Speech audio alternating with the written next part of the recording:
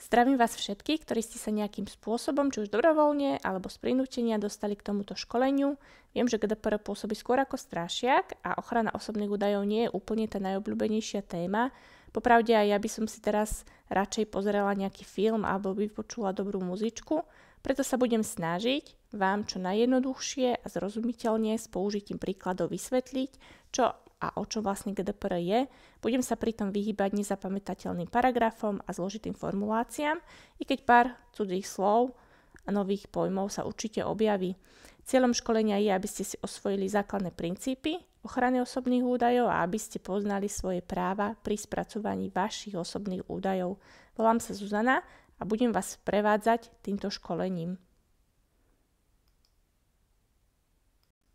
Školenie je rozdelené do 6 tematických blokov. Na úvod sa trošku zorientujeme, čo vlastne to GDPR je, potom si vysvetlíme jednotlivé roly, ktoré sa vyskytujú pri spracovaní osobných údajov, ich povinností a zodpovedností.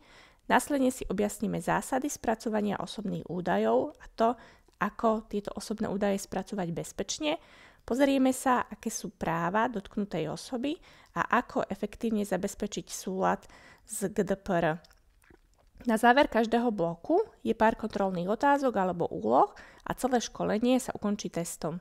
Po jeho úspešnom absolvovaní dostanete diplom. Ten z vás síce experta na GDPR nespraví, ale môže poslúžiť ako dekorácia na vašej pracovnej nástenke.